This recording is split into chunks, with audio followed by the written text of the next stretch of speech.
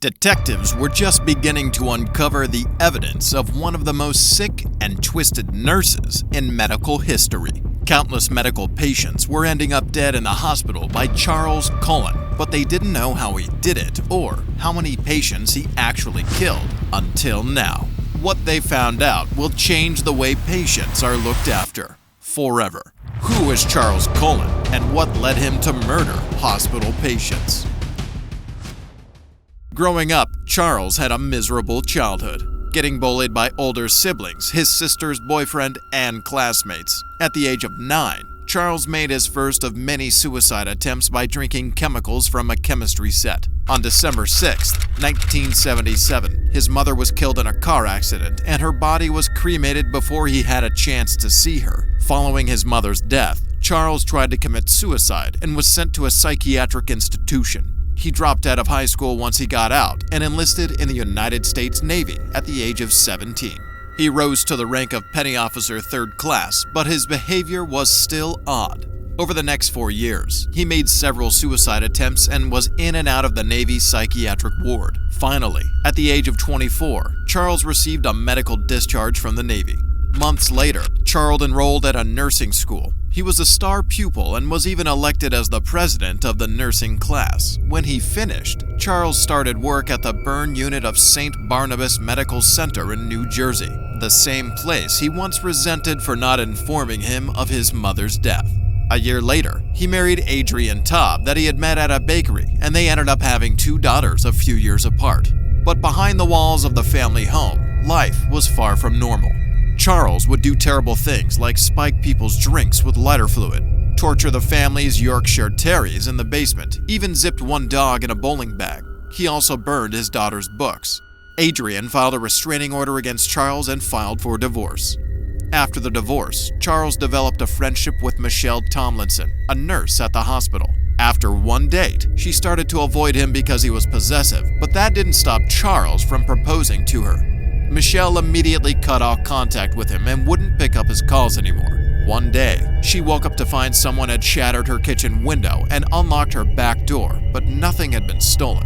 Shaken, Michelle still made it to work and was shocked when Charles admitted that he had broken into her apartment to check on her since she wasn't picking up his calls. Michelle immediately reported him to the police. Charles was questioned. After the interview, he took 2 months off work, tried to commit suicide twice, and ended up in psychiatric facilities both times. After Charles was discharged, he pleaded guilty to misdemeanor trespassing and received a 1-year suspended sentence as well as a restraining order. His visitation rights were also taken away. Charles got another job at a hospital. Over 16 years, he worked in 10 different hospitals across New Jersey and Pennsylvania. Despite moving from hospital to hospital, Charles wasn't an exceptional nurse. Quite the opposite. He was rude to patients and often left their rooms dirty.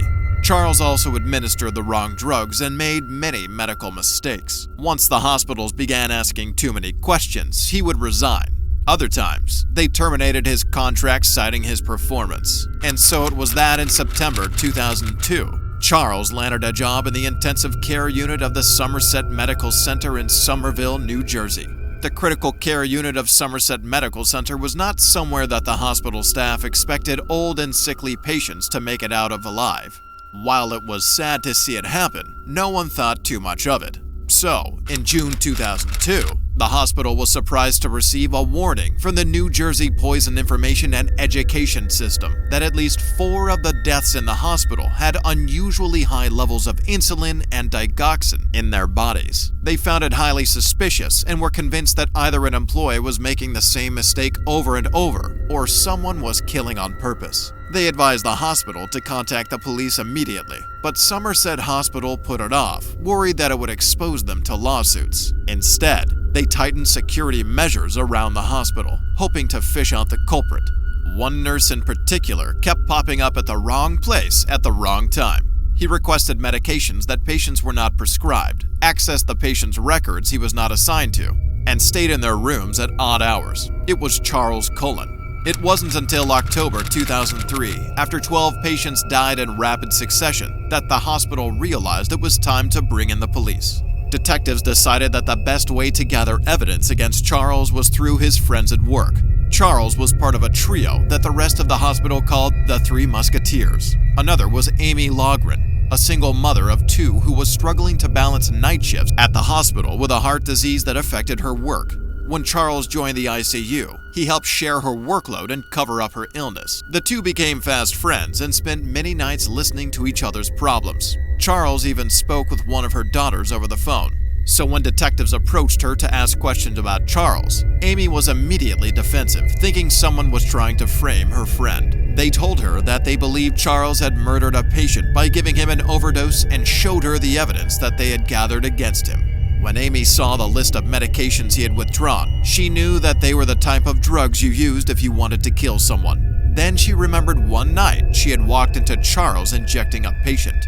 When she asked him what he was giving the patient, Charles told her, and she thought how odd it was to be given that particular combination. But Charles was a brilliant, highly qualified nurse with positive reviews from over a dozen hospitals. She was sure he had to have a good reason to give the drug. But now, seeing everything, she realized what she had witnessed. So when the detectives asked her to help put Charles behind bars, Amy was more than willing to help. She began searching for more evidence and soon found out that Charles had used the hospital's computer system to browse the records of other nurses' patients. By this time, Charles had been fired from Somerset. Weeks later, on December 12, 2003, Amy invited her friend to a bar. Charles had no idea that she had on a wire. Shortly after their meeting, he was placed under arrest. Charles was charged with murder in the death of Reverend Florian Gall and the attempted murder of Jin Kyung Han at Somerset Hospital.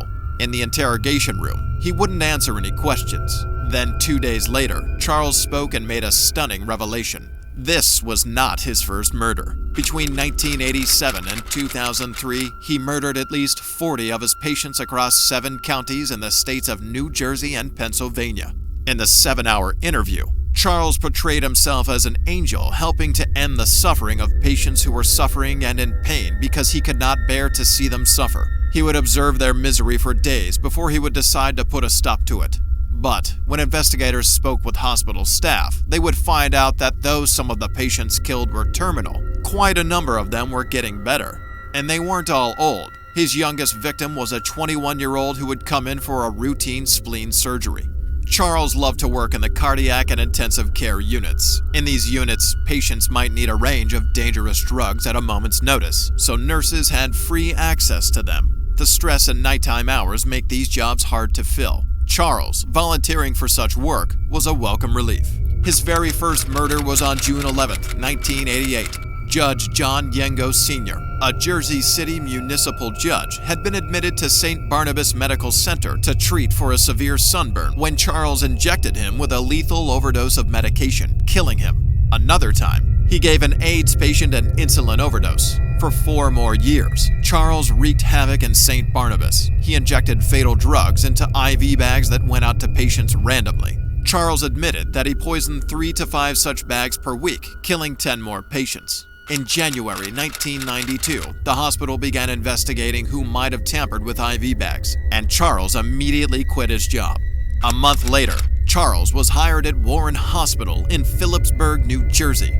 3 elderly women would lose their lives to him. Charles murdered them by giving them overdoses of the heart medication digoxin. One of the victims had noticed a sneaky male nurse inject her while she slept. She told her family members and other healthcare workers, but they dismissed her concerns. After a year there, Charles left Warren for Hunter Medical Center in New Jersey. He was there for 3 years and murdered 5 more patients there.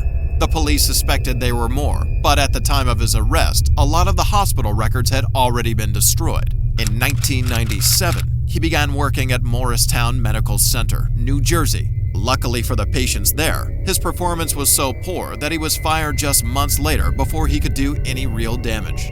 Charles decided to expand his killing network and became a licensed nurse in Pennsylvania. He was soon hired by Liberty Nursing and Rehabilitation Center in Allentown, Pennsylvania. 8 months in, Charles was seen entering a patient's room with syringes in his hand. No injections were made, but the patient ended up with a broken arm. The hospital had also noticed that he gave patients drugs at unscheduled times. Charles was fired again before he could kill. A month later, Charles was hired at Elston Hospital, Pennsylvania. He was there for just 5 months, but managed to murder a patient by digoxin overdose. Then he went off to Lehigh Valley Hospital, Pennsylvania, where he murdered one patient and attempted to murder another. After resigning at Lehigh Valley, Charles took a job at St. Luke's Hospital, Pennsylvania. Over 3 years, he murdered 5 more patients and attempted to murder 2. It was here that Charles almost got caught when another nurse found vials of unused medications in a disposal bin. An investigation led directly to Charles, and he was fired and escorted from the building in June 2002. But they weren't willing to end it there. 7 nurses who worked at St. Luke's suspected that Charles was behind the recent deaths in the hospital. He worked the fewest hours, but always seemed to be around when suspicious deaths occurred. But investigators never looked into his past, and 9 months later the case was dropped for lack of evidence, leaving Charles free to get a job in Sacred Heart Hospital, Allentown. But he only worked there for 16 days because nurses heard the rumors about him and refused to work with him. 2 months later, he was hired at Somerset Medical Center, New Jersey. Again, Charles used his drug of choice, dioxin and insulin, to murder 12 more people and almost kill another before his deadly spree was put to a stop.